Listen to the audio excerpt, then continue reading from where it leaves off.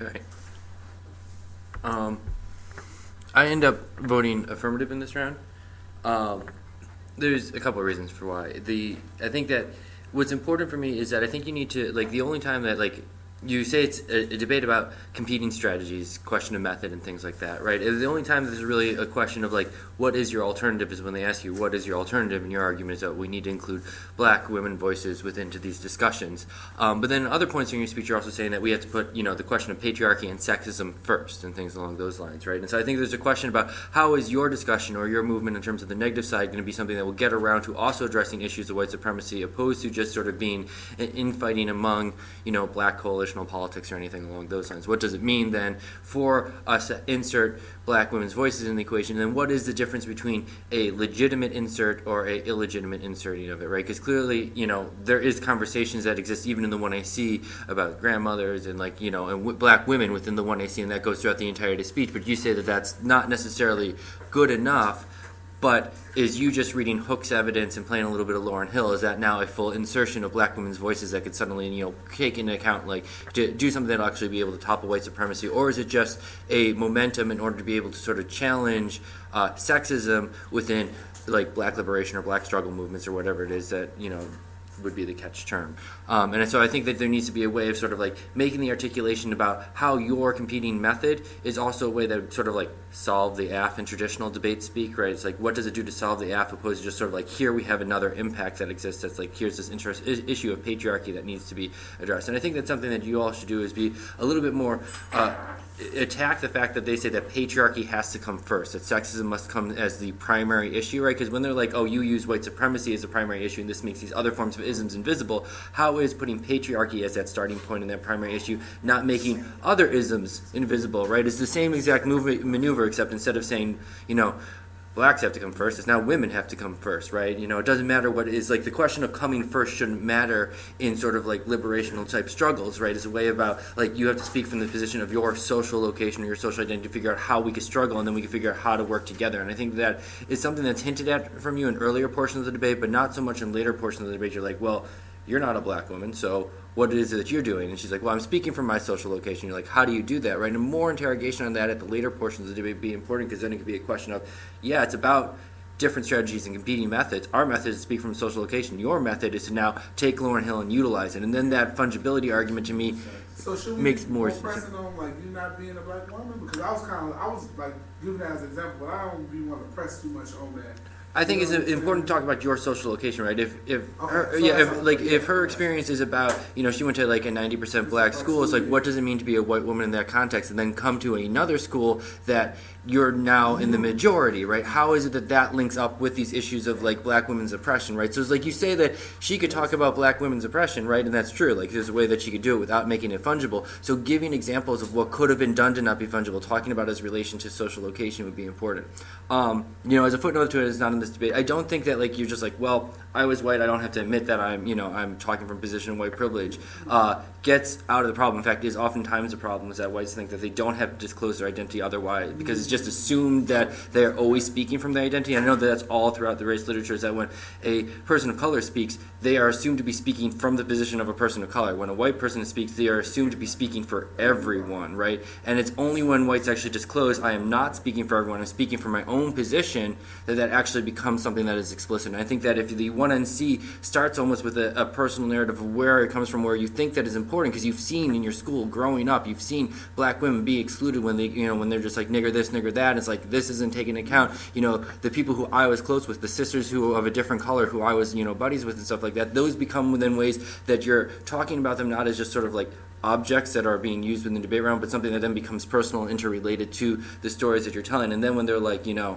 this is from our place, this is how we're including, and you're this is how I'm including, this is how what you're doing is not only excluding my experience, but the experiences of the black women that I also, existed within and, grew up within and things like that. And I think that is a way to sort of get at it. And then you can also explain then how this is a way that you have seen black women be able to challenge things like white supremacy in the past and be able to do it in a way that didn't reify sexism and stuff like that, and then make it more in tune with that. And then it becomes less oh, well, we played Lauryn Hill and we read Bell Hooks, so obviously then we're talking about black women, we've inserted that voice into perspective. But what do I do with that if they read some Hooks evidence, they talk about Shada Shakur, if they talk about some black women, where's the right line to how much of the black women's voices need to be included for it to actually be good enough. And so it's a question of I'm not necessarily sure on, there's some link, right? Because I do think that they are talking from a black male position, but I don't think them talking from a black male position necessarily always excludes black womanhood. And I think that there's parts of that might put it as a secondary position. They're not, patriarchy is obviously not the forefront of their criticism,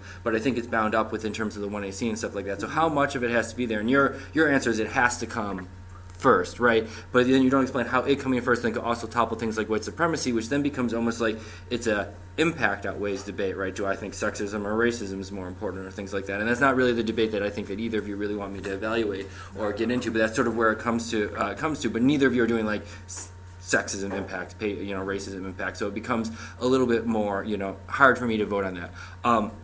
Where the argument that I specifically end up voting for is that I think that when they say that your evidence doesn't address the question of the nigger is important because they're drawing a clear distinction between the question of the nigger and the question of the black person, right? And so the black person, when Hooks is talking about the black women who are excluded or the black males, they're talking about people the people of color who have been accepted within the academy, within spaces that could talk from a certain spot, right? And their Judy evidence talks about the good nigger and the bad nigger, and the people who could then be included for legitimacy to be spoken about, and those who can't be. So some black women will have a place to be heard within your advocacy. Lauryn Hill perhaps might be able to do that, but Ashada Shakur and Marissa are not going to be able to be heard because those are the ones who are labeled as just niggers, like the male niggers that have to be put down and put out to the outside, right? And so that becomes a situation where I can point out that the evidence that you're pointing to is not necessarily taking into account and solving for their affirmative. And when they remind me in each of their speeches that their advocacy boils down to that, war power should not be used against niggers, right? That becomes well,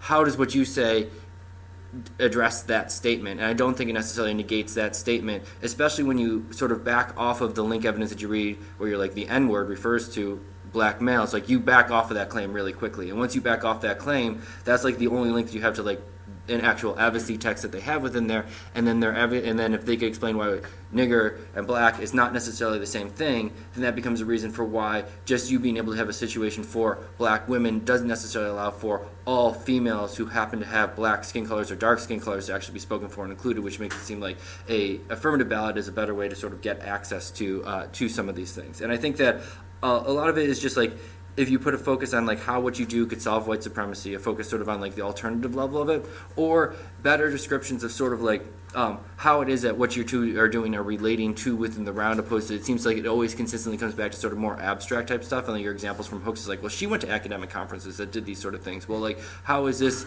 a parallel to those sort of academic conferences? Taking that next step would be a way to go about doing that sort of stuff. And I think that you two could probably play out more on sort of the way that black males get demonized as rapists and as always being misogynist, and you do that again. That's something that's earlier in the speech, but some of those arguments some of my favorite arguments begin to sort of fall out towards the end of the speech, towards the later portions of the debate. And I think that pointing is just the way that they are turning us into bad niggers, right? The good nigger, bad nigger, we're bad because they point out that we are misogynist, right? That is not explicit in the 2AR anymore, and it was explicit in sort of the 2AC 1AR. And I think that going back to that sort of stuff would be a good way to really sort of point out how it's not just we could take into account patriarchy and we need to take into account these things and they're not just negating us, but how what they're doing, their strategy is actually bad. You have the fungibility to said, but I think that that's another clear way where it's not just a question of do they make Lauryn Hill fungible, but it's also a question of how sort of they make, demonize the two of you as the bad niggers, right? And so that's the way that you can actually locate offense against their strategy throughout the course of the debate, and I think that would be a good way to go about doing that. I also think that, when you start the top of the 2AR, when you start spinning out all these Lauryn Hill lyrics and stuff like that, to me that seemed almost not a productive use of your time. Yeah, because you did it in cross-ex already. The argument was already there. I think pulling out specific lines that you want to use would be better than just That's what I was trying to do.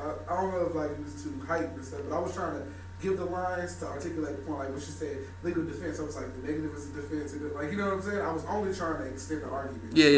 No, but you had it was a big chunk of paragraph, and you're doing it at one of your higher speeds, so it's just here's a bunch of words here, and now I'm going to pull out this couple lines, and you could just go into a couple of lines. And George Hibbs, when he's hey, do this, and I think this is one of the times where I judge you where he was right, that there was times where he was you need to move on at certain points and stuff like that. So it's yeah. So listen to him. I didn't want to get it because I was you know what? I'm doing it. Yeah. Well, Yeah, no, but I think that, at some point he pointed out is like, do it, and it's like the correct point to do that analysis. You're like, I'll get to it, and you did it, but it was like, it was put to it a proper place there and Now, things what he like was that. telling me though, kind of what we was trying to get at when he was doing that is like most of their links coming from that we exclude or we silence the voices. Like him taking on that black woman voice was showing how they links is like no.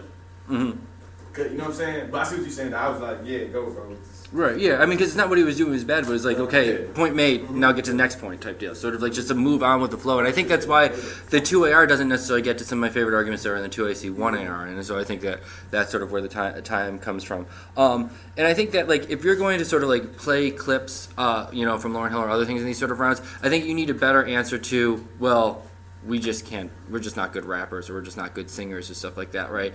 Like, and I think that just like we wanted her to speak for yourself, or like we want you to actually hear their voices, opposed to not letting their voices be then told through us, so that way you could come up with your own interpretation. We're not going to tell you what Lauryn Hill's lyrics mean. We're going to let you understand and let her voice resonate with you, opposed to if we would just repeat it and then give you the interpretation. And when they get up here, we hear Lauryn Hill and she said this, and this is what this means, right? That's them, taking what they interpret and then saying that this is what it means for us, right? And this is what it can mean for everyone. And that could then essentially become a leak formation that if you aren't then giving that interpretation and allowing it to become static. And so I think that's a way that you can utilize it in ways that, most people are like, oh no, she really means this. And you're like, it's not up for the black male to say what the black female means. It's up for us to hear her words and let that sort of like resonate and think and sit with us. And I think that would be sort of a way that you could deploy it to continuously get the links in this regards.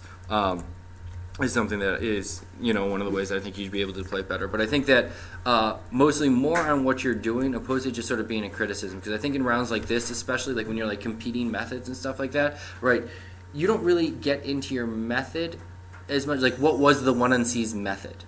Right? Was the 1NC's method playing Lauryn Hill, or was 1NC's method an interrogation and of the way that patriarchy is being excluded with these sort of processes, or is it just a criticism, or is there something more? Is there a performative element to it? Like, what is that 1NC's method, which requires getting into a deeper discussion of like what it is that the alternative is, what it is that the 1NC does and means, and what it does, when I end up sort of voting negative. And I think that those sort of things would be able to give them more traction in the debate for me to figure out if I vote negative, what that then means, or what goes on with that as a result of that. Do you think this was a good argument? I think it's a good argument. I think that it was also just sort of like your analysis also got very simple at points. It was like they talk about the black male excludes female. Let me repeat this 5-6 times, and then I will talk about the impact for a little bit, and then I will go back to explaining how they excluded. Here, look at they said Man of Steel. Here, they said this. They said boys and stuff like that. And so it became sort of like a very sort of like almost like first wave feminism debate. Like you have to include women. And that's fine. I mean, women obviously should be included in these sort of discussions. But it's like you need to have, I think, a little bit more nuance to it would be helpful, right? And I think that like when you do things like that, there in a lot of rounds where I've seen this happen, like the fungibility argument's going to be made, and the other argument that's going to get made is sort of like the way that black males get demonized consistently, which are two of the arguments that they made. And I think that having good answers to that is important. And I think that the strategy would be better if you have a what should be done opposed to just, well, you were good, but you weren't good enough. Right, and I think that you could have a different way of positing that, right? Because otherwise, they're like it's easier to attack things like hip hop and rap than it is to attack white supremacy. So people are more comfortable doing that and then thinking they're progressive. It's like, why is what you're doing is progressive? Because I mean, you do read some cards that actually criticize like the music styles and choices. Like, why? How is that also a challenge of white supremacy? And that's sort of the part that's sort of missing out in this round. And so I think that if you talk about hooks in relation to yourselves, it'll be a lot easier for you to sort of win these arguments, because then there's a method that shows how this is an inclusion that can be productive, that can also fight white supremacy, and I think that's a good way for you to sort of like couch the argument. So I think so it's I guess more of an issue of deployment than it is like the actual specifics, because you do need to make it more than just sort of like you forget women in the 1AC, right? That's like you forget animals, you forget race, you forget X, right? And then it becomes like weigh these two things, opposed to sort of like having an advocacy that sort of brings it to the next level, that is that inclusive, more inclusive form of politics. Other questions? No? Thank you. Okay, thanks.